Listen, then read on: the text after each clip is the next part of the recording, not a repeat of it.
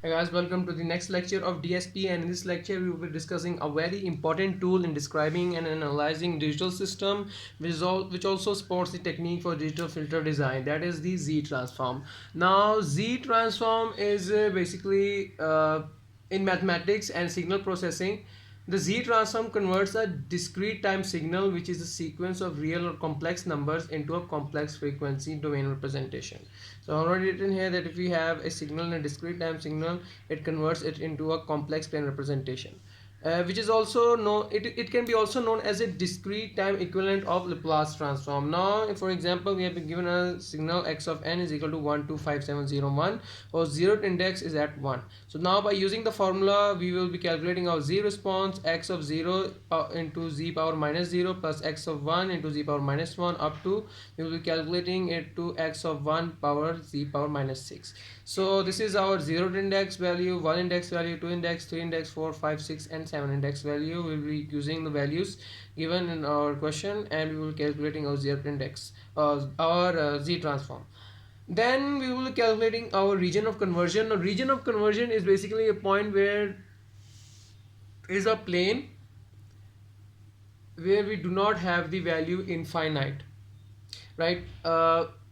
It is kind of like whether the all complex values for which the integral in the definition converges, that forms our region of conversion. For example, if I were to put the value z is equal to 0, this whole equation would turn into infinite. If I have 2z minus 1, right? So if I were to put z is equal to z, it can be also written by 2 by z. Now if I have to put z is equal to 0, this will result in 2 divided by 0, and we already know the answer to that is that it will result in infinity. So our region of conversion is in the entire plane except the value where z is equal to 0, except those values that would ultimately make the whole equation infinite. Then again we are given the same example, but our zeroth index is at the value 5. So now by again using the formula, we've calculated a new equation whose z transform is given by this, and our region of conversion is the entire plane except z is equal to 0 and z is equal to infinity. Because if I were to put infinity at this point, I would again result in a whole equation that would result in the value of infinity. Now I have another equation, x of n is equal to delta n. This is our impulse response, and we already know that impulse response, we have the whole plane is equal to, we have the value 1 throughout the entire plane. So there can be no values that would result in our region of conversions to infinite. So region of conversion in this case is the entire plane. Now moving forward, we have another example. It is kind of like a complex example. X of n minus a power n u minus n minus 1. Now the value of a n, we would have our value a of n when n is less than 0, and for n is greater or equal to 0, we will have our all x of n is equal to 0, right? So we can write its z transform in this equation. Summation of n is equal to minus infinity to infinity into minus a power n into u of minus n minus 1 into z power minus n, right? So now we need to calculate, we will have only a value from the values less than 0. So we will be calculating or taking the summation from minus infinity to 1, because the values from 0 to infinity would result in our whole equation to be 0. So we will not consider it. We will only consider the values from minus infinity to infinity, and we also already know that we can write it as in the form of reverse it, that 1 would be at the downside and the infinity would go to the upside, and we would change our signs, and they will also result in a minus 1 power to a n into z minus n minus n. Now you would be wondering that where u of minus n minus 1 went. Well, actually this whole equation, this term results in value 1. So that's how it goes. And when further simplifying it, we would have our values this, Now, and when we expand this, we will have this value. Now if we were to merge -1 into this summation, we will be having our limits from 0 to infinity instead from 1 to infinity. Now again, expanding this whole term, we will be having 1 over 1 minus a power minus z into z, right? And then taking the LCM of this, we will have this value. Again, simplifying this whole equation, will be having z divided by z minus a. Now a is basically our radius of this unit circle, and when we will be further simplifying this equation from this part of the equation, we will have a minus 1 z from less than 1.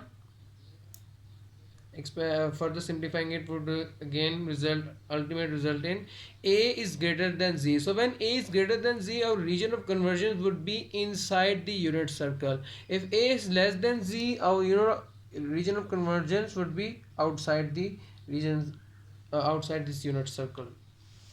So that was for the z transform. Now let's move over to the transfer function. Now, in the previous lecture, as we have already discussed, our transfer function is formula is given by h of z is equal to capital Y of z divided by x of z. Now, if you were to given a signal's frequency response, we would need to calculate the angle of that response and at any particular point. So, how we are calculating that response? That would be pi into the length of 0 vector divided by length of the pole vector. Now, I forgot to tell you that if I have to have any last result, let's just say we calculate from the previous example z minus a. So the upper part, the numerator of this whole term determines the zeros filter, and the denominator determines the poles. So the zeros here is equal to, well, 0 is equal to 0, this is our zeros, and the poles would be at 0 is equal to a. If I were to put z minus a is equal to 0, that would ultimately result in z is equal to a. So my pole would be at the point a, which is actually 1 in our unit circle, considering a unit circle. So if I am given this a diagram, I would need to calculate my responses, frequency responses at different angles, 0, pi by 2, pi and 3 pi by 2. So calculating the response at 0, I've calculated that to be 5. How?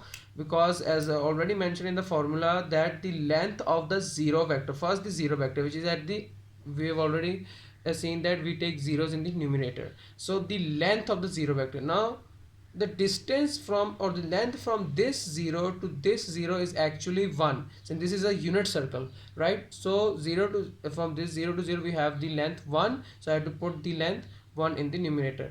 Now the distance from this pole, because we calculating the length of the pole vector, right? So the distance from this pole to this 0 is actually 0.2, this is 0.8. So from my 1 minus 0.8, we were having this length 0.2. So I put 0.2 in the denominator, and by further simplifying this, I have the value 5.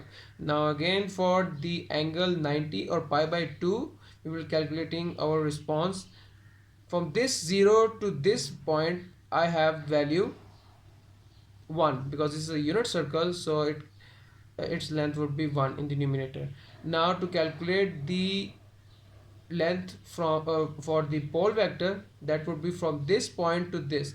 As we can see, this is kind of like a right angle triangle, so we will be using the Pythagoras theorem to calculate our hypotenuse. This is the hypotenuse of this right angle triangle, which will result in the length of the pole vector. So using the Pythagoras theorem, I have my base, that is from 0 to 0.8, that is 0.8 square, and my perpendicular, that is 1. So 0.8 square plus 1 square, that results in 1.28. That would be the length of the pole vector. So putting the length of the pole vector in the denominator, I would have 1.28. So 1 divided by 1.28 results in 0.7815.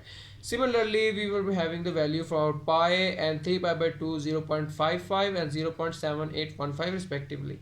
Now drawing this in a graph, I would be seeing that the values would actually be like this. At 0 I had the value 5, at 0 degree I had the value 5, at 90 it was 0.7815, and at pi it was 0.55, and at 270 or at 3 pi by 2 I had the value 0.78. So this is kind of like a low pass filter.